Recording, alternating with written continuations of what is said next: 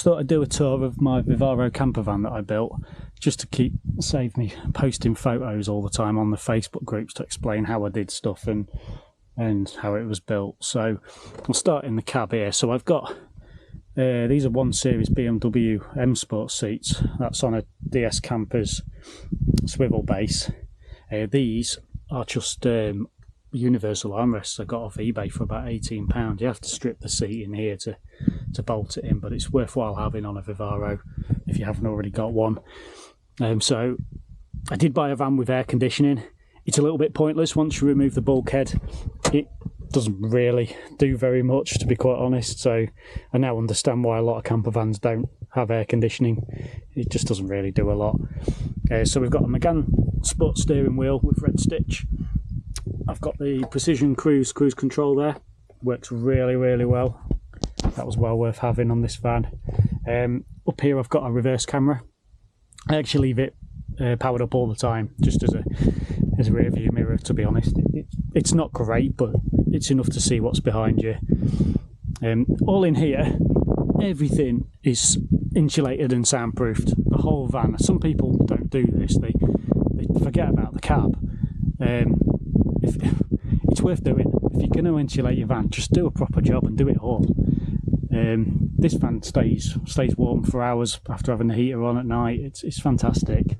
I did sand down the doors particularly well because I've changed the door and the dash speakers for Pioneer units, and under the seat there's I think it's a 300 watt in-face under seat subwoofer, which really does a great job.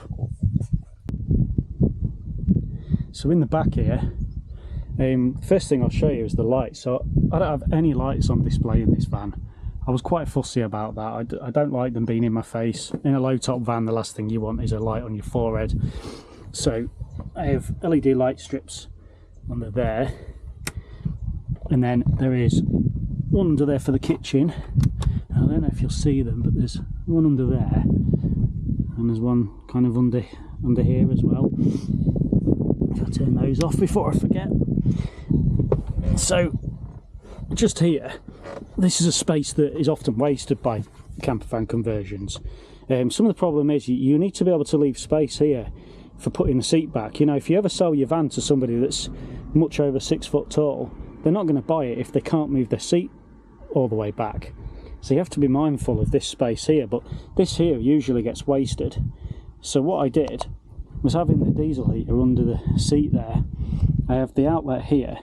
If I just move this collapsible bin from Magnum Motorhomes, if I just move that, you see there's a cupboard here. So I have just the little vacuum. I've got I think the door for the freezer, because I have that out, and there's the shelf. A few bits and pieces, you know, like lamps and stuff you can keep under there. Just there I have 240 socket USBs and some switches for the low lighting and the diesel heater. So this is a Just Campers fridge, 12 volt compressor fridge. It's plenty big enough. You see I don't have the freezer section in very often. If I move over here, you'll see I've got a cab divider curtain, which we only really use if I'm getting change for paddleboarding or using the toilet and I want some privacy if I'm out on the road. I have some thermal blinds that suction cup to all the front windows, which they do a fantastic job, and I think they were only about 50 quid on eBay. They do a really good job, so I just put them on as soon as I get to a campsite. But yeah, I've got the curtains on that door, the cab divider. There's the curtains there as well. They do a great job. They're fine. This here is a Dometic 9222. This is the right hand version, so the sink is on that side and the hob's on that side. This is a rail for a table that I made to come out here. It has a fold-up extendable leg that comes down here, so 2 people can sit here and eat, but we don't really use it. It's more of a novelty than anything else. These Tambour doors, these are made by a guy in Doncaster. He's called Tambour Doors by MGM, I think, on Facebook, and you give him any measurement you like, and he'll give you advice on whether you have a spiral like this one is, because you can't go up and over here because of the sink. So this one's a spiral, and then this one's an up and over, so when I open it, it pulls up and goes up into there. I'll not open this cupboard, it's a bit of a mess, but there's a shelf here, there's cutlery and stuff there. For gas, I don't use a big locker with big gas bottles. I don't use the gas very often, so all we have in here is an EN417 cartridge type bottle. They're much cheaper. I'm still on the first one. We only really use the hob for toasties on the Ridge Monkey. So there I have the freshwater tank. In there is the wastewater tank, and then at the back of that cupboard is my 12-volt fuse box, which feeds the diesel heater, all the lights, the fridge, the tap. I think that's it. And then on this side, so here I have a fold-up table, which I don't really use as a table as such. What I do, there's a cushion over there. So what I do is I sit on here and I just put my feet on here and I just sprawl out using that. And then these are made by Covers and all. You're giving me measurements. This one's slightly longer. I have these separate because under this one I have a Thetford toilet under there. I have a gas ram on here because if you're on an uneven surface, this tends to try and fall on you. So the gas ram is only £3 on eBay. It just holds it up. And then under this one, I have a lid here. It's just air fryer, toilet roll. We tend to put food in there, nice and out of the way. So the bed, I'm not going to pull the bed out, but the bed, sorry, it's windy. Pulling the bed sheets out. So the bed, actually, you can see there's a latch there, and there's one on this side. This bed pulls out to here, so it actually makes a small double. If you'll see here, there's a sliver of mattress here. So when you pull this out, that just drops down, and it's a comfortable small double. So I didn't. You see here, I didn't make the walls flat, which a lot of people. It's a mistake that a lot of people make when they want a widthways bed, and doing it the way I've done it, where you recess, you have to sacrifice a little bit of insulation behind there. So there is the closed cell foam behind there, but there's no eco fleece behind these two panels. You do have to sacrifice that, but what it means is this mattress is 10 centimeters shorter than a regular double mattress you have at home. So it's perfectly fine. I'm 5'6", and I'm comfortable. Not sleeping diagonally or in a fetal position. I can sleep normally, so it's perfectly fine for me. Right, slight change of location, seeing as my Insta360 memory card ran out, so I'll continue at home. So here we got carpeted doors. These nets, I think for about 17 quid off Shore Vans, so I just bought 4 of them. Here I'm planning on putting a window here, I think, because one of the things I didn't do was put a skylight in, and it's one of my big regrets, and it's something that I can't do now, which I'll show you why in a minute.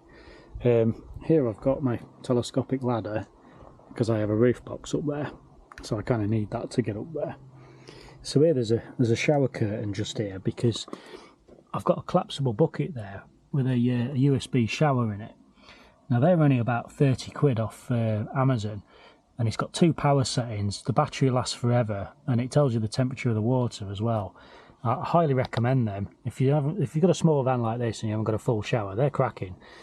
So I have used it a few times. So here I've got the thermal blinds that I was talking about before.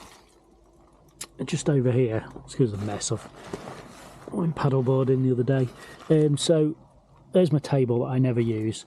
In here there's levelers, in case you go to a site or park up and the ground's not quite level. So we'll talk about the power now.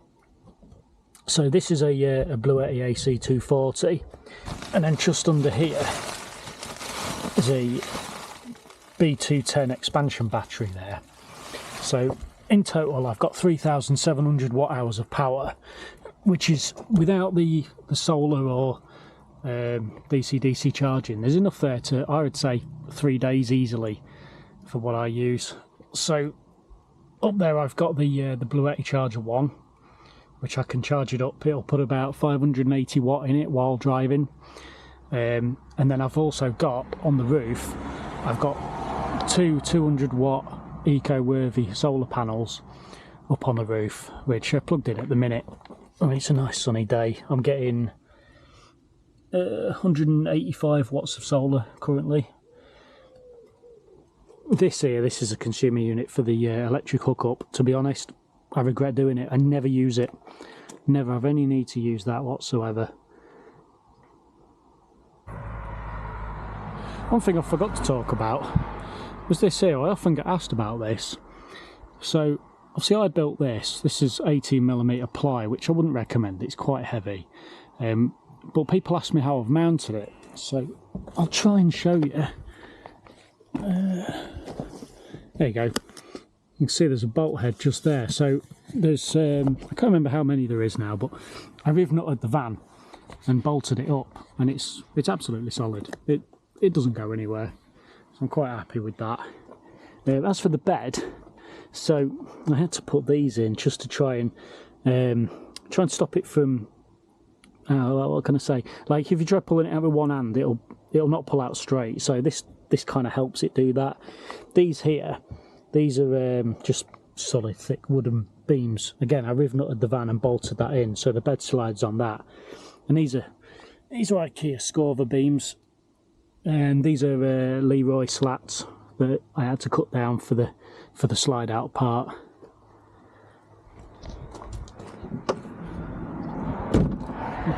Another thing I often get asked about is this.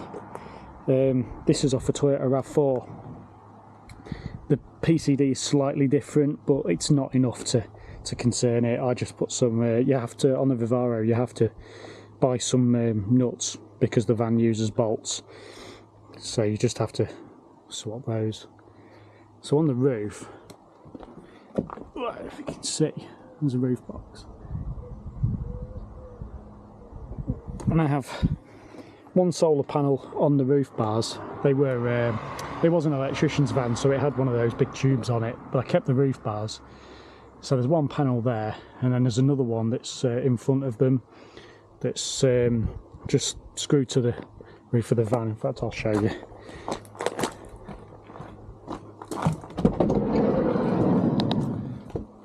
There you can see it on them corner brackets just there. I have got a carbon monoxide alarm up there as well that I forgot to mention before. I haven't got a smoke alarm in here, and I really need to get one. That's the only other thing I need to do. But yeah, you can see why now I couldn't put a skylight in now. I did think about putting one up there, but I just don't think there's enough room. So I think putting a window on that side back door might be my only option really. Anyway, I hope you've learned some good stuff from this. Feel free to copy any of my ideas, I won't be offended.